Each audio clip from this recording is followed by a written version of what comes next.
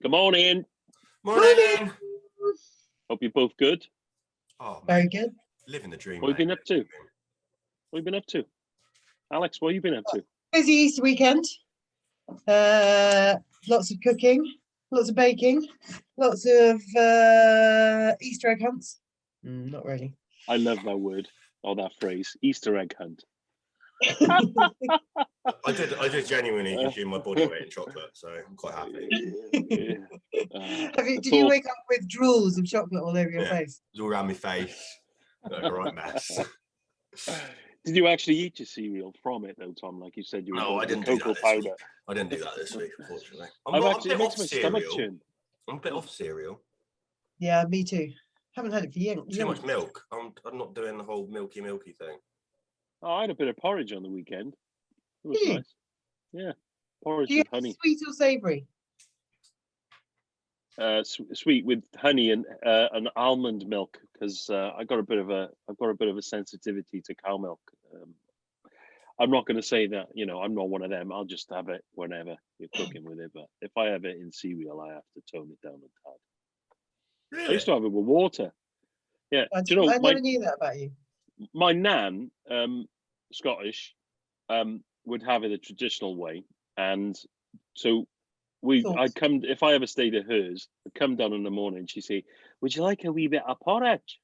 And I go, "Oh yes, please," thinking she was going to make it like my mother with loads of sugar on top. And I'd eat it. I go, "No," because there's salt all over the top of it. But I think my nan had sadly had a stroke, and I think she had a couple of issues with blood pressure and stuff like that. And I think somebody said to her, "Porridge is really good for you. It's a good thing to have if if you're hypertensive." But probably what they didn't realise is, being Scottish, that she was going to have like copious amounts of salt on it. So every morning she's thinking, "Oh, I'm doing really well." Why would you put salt probably on porridge? Very traditional. Do you It follow is it with very a shot traditional. of whiskey? We dram, aye. You drama dra- whiskey. Oh, so what we got on this week, guys? Well, shall I be proud to say? Look, I know there's going to be some banter about this one between the Cornwallese and the Devonians and the South Scots. Walians. Of course, everybody knows that there's some competition between Cornwall seafood, Cornwall fishermen, Pembrokeshire fishermen, but they all catch the same fish. So a Cornwall crab, he just strays a little bit further north, and he's in Pembrokeshire. And a Pembrokeshire crab strays a little bit further south, and he's in Cornwall, and that's where he gets caught, aka lobsters, everything else. It depends on which way week- the tide's going, isn't it? Probably, yeah, exactly that. But I'm very proud to say that as Salt Kitchen, you guys are going to get involved in promoting Welsh seafood this week, in collaboration with Port to Plate, which, in the back end of Brexit is a campaign specifically set up to promote Welsh seafood. And of course, other seafoods are available, but we're going to get behind Welsh seafood because of my connection just this week. And we'll, when I cook with Welsh seafood. When you cook, you're on a different neck of the woods. You're gonna get your seafood from elsewhere because we're all about buying locally. So yeah. This week is all about Welsh seafood, which is cool. I don't know why I did the thumbs up. He's so excited, bless him. I've actually been banned from going into Cornwall, and that's not because of COVID or anything. I mean, the borders are now open again, but yeah, they've said I'm not allowed in. So Why? Because of your backing of Welsh seafood. Are we allowed to talk about that on camera? Well, no. Yeah, that's cool. So we've all got different types of fish we're gonna promote. These are sustainable fish, aren't they? Sources. Yeah. And we're all doing different recipes. Are we going to talk through what we're going to do? Or are we going to talk through? Yeah, I mean, we know which fish we're all cooking with, don't we? I've got to give a little bit of thought to some of the dishes that I'm going to do, but I've got a bit of an idea. What are you doing, Tom? Any idea? So I've got some lovely grey mullet, which I'm going to do quite a. I've got a grey mullet. Yeah. To be fair, I have got a few strays as well, so I'm not ever having a mullet though. But yeah, I've got some grey mullet, fantastic fish. Difference between grey mullet and red mullet? Colour. Well, no, there is. I mean, they're all from the same family, but I mean, there's subtle taste differences. Grey mullet's bigger. Am I correct in saying that? It is. Yeah, no, it's quite much bigger fish. But yeah, no, And beautiful it's fish. sustainability, isn't it? Grey mullet is Yeah, massively it's not as popular. It's not a restaurant choice as such, which is a shame, really, because it's great. Do you think if it was called silver mullet, it might be more popular? Maybe, and they are silver. I mean, they're not Yeah. overly great. Yeah. But yeah, no. So I'm going to do something quite traditional with that, and then I've been lucky enough as well to get my hands on some Welsh lobster.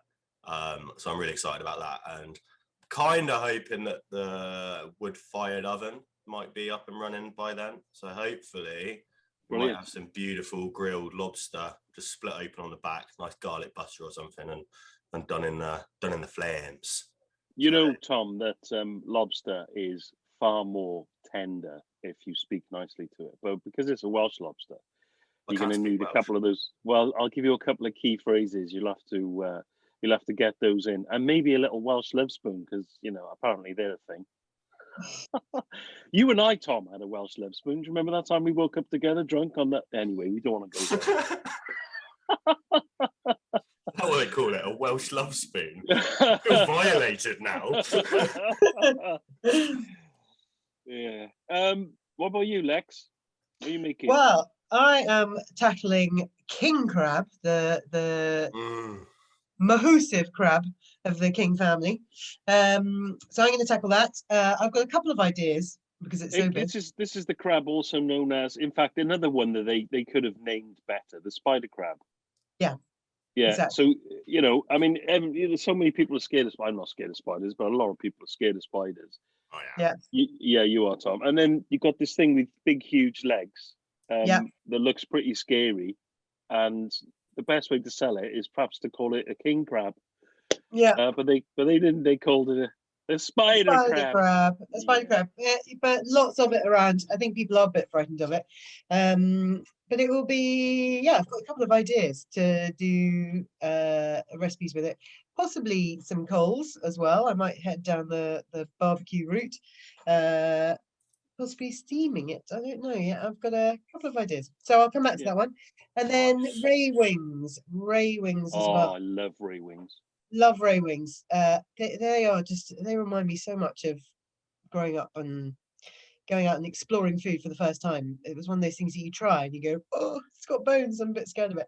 But amazing fish. Such amazing flavour. Once you know how to eat ray, the way that it's, I mean you'll see in the recipe, and if you haven't eaten ray before, it is a completely different type of fish. I mean, the bones run in completely different direction than what you'd expect, sort of thing, and it's but once you get those meaty strips of ray meat off of them, it's like the slow cooked belly pork of the sea. It's got that sort of gelatinous. Yeah. And if you've got that angled bone that comes off with all the frame bones, and you can pick it up in a certain way, and I showed the kids, you can just take it away and go, there's no bones. Yeah. And of course there will be 1 or 2 bones left, but that's the way. But that's it's a great fish, and I think it's a really good one for people to try because it's not fishy tasting. If you're a bit scared of fish, although it's got the bones, it doesn't have that fishy taste, does it? It's not like a salmon or a tuna or an oily fish. It's a much lighter. I'm really looking forward to seeing that one, because I know that people will see a skate wing in maybe the fishmongers and go, oh, what is that? How the hell would I do that? So that's I think it's a really good thing. It'll give people that visibility. Very quick. Yeah.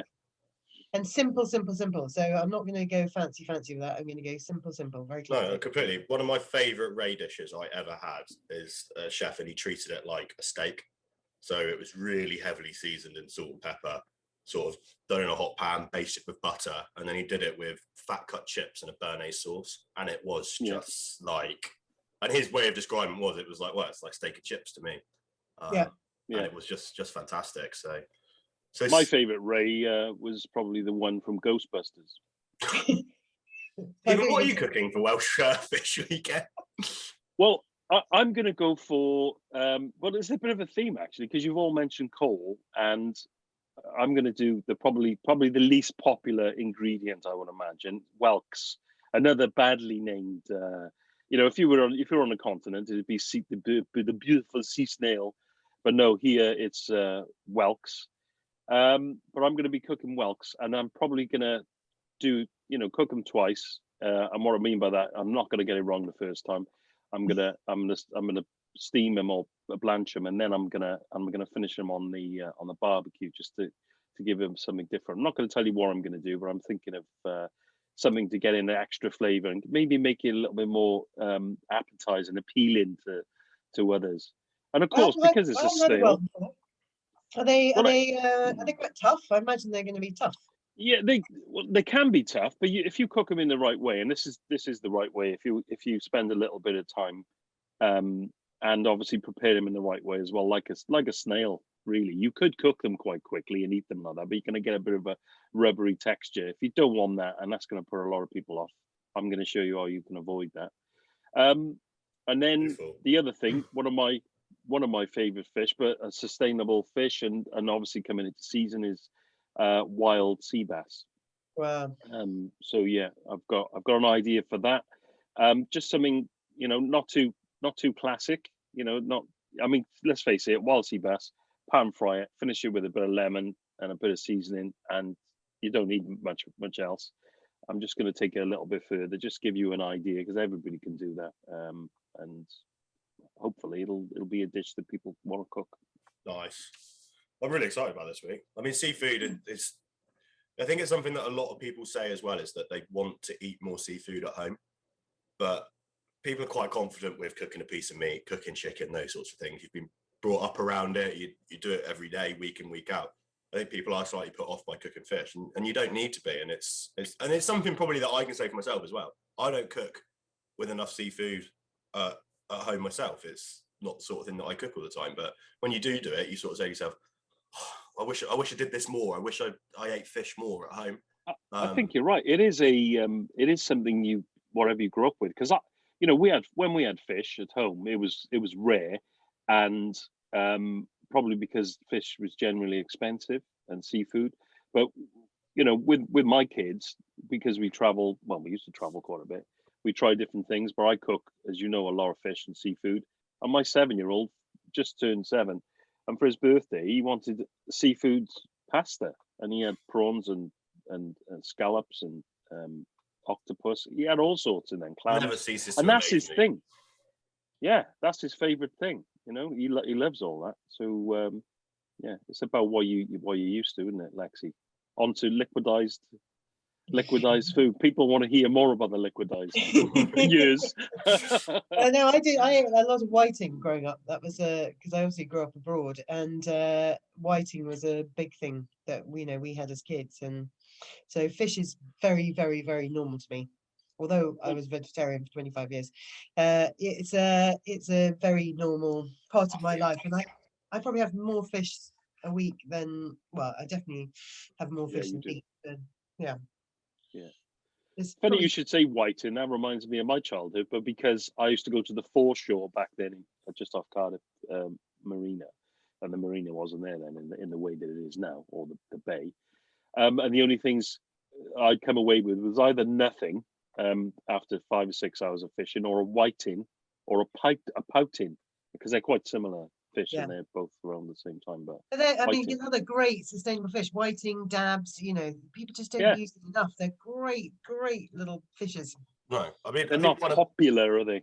One of my biggest bugbears is I love cod. I think cod's a great fish, but it's the most boring fish. It's the one with the least flavour, and it's just because in England we have fish and chips, and it's cod and chips, and that's we're the creatures norm. of habit, aren't we? But cod's great for that because it's that beautiful, meaty, flaky white fish. But when you're trying to do fish dishes, there's so many better fishes to use that are so much more sustainable as well.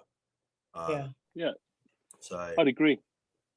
But cod takes a lot of big flavour because it hasn't really got much of its own, does it? So it's you're quite right. Whereas you look at farmed salmon, for example, which is full of flavour, and you've got quite a bit of fat in there because it's farmed. It doesn't swim around as much as line caught. But as a product, it's sustainable because of that reason, and You know, I think we just and a lot of people eat salmon, a lot of people eat cod, but we're trying to give you a bit of a window on some of the lesser popular things. Even though you would have heard of bass, wild sea bass is probably the most popular of the ones we've talked about.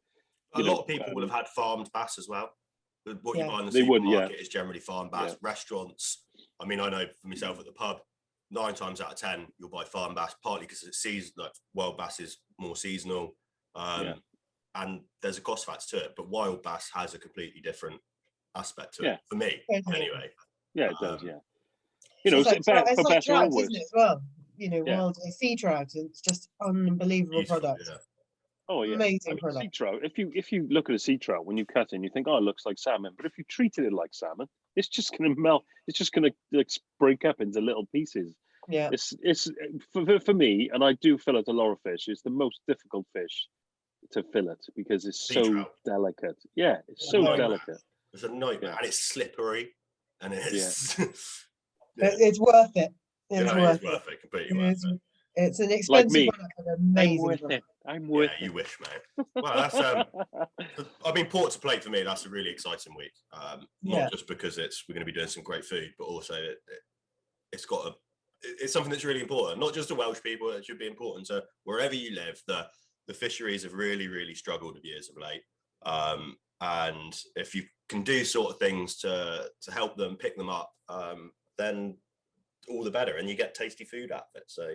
I mean, it completely makes sense to me. So really, do you know the one thing that always stands out in my mind is you go to Portugal, France, Spain, and you see all the prawns. You go, oh, why we haven't got prawns like this in our country? Most of those prawns are shipped there from the UK, and you just think we just need to eat more here. And you know, then we're not traveling as much. It's good for the environment. We're buying things on our doorstep. It drives the cost down, and you know, it's good for us all. You know, they're healthy as well. Seafood I think is healthy. I think it's also because we're so schooled into going into our supermarkets and buying, you know, the fish that's in our supermarkets, which is generally cod, haddock, salmon, maybe a bit of tuna. Tilapia that's come 10,000 miles frozen. Yeah, exactly. And actually, if you go into a fishmonger, I have an amazing fishmonger locally. I know you do, Stephen. Tom is sport for Joyce as well. You know, if you go into a fishmonger, they have all sorts of amazing, interesting things that, you know, just try. There's lots of interesting new products, and hopefully these dishes that we're showcasing are things that aren't your everyday things, exactly, and maybe worth trying something different. No, yeah, bro. Really. And fishmongers, they do it for a passion, so they know a lot about the fish. So you haven't got to be scared of going to a fishmonger and saying, don't be afraid I don't know to what ask I'm buying. What do you like? And they love it. They'll tell you what they like, how they cook it, and then you can give it a go from there. Yeah. Anyway, really excited about this week, guys. I'm gonna have to run now, so you have a good time, whatever you're doing, and I'm just gonna stay tuned to the fish you're cooking. We'll see you soon. Yeah. Yeah. Take care. Bye. Stay safe, guys. Bye. Bye. Bye.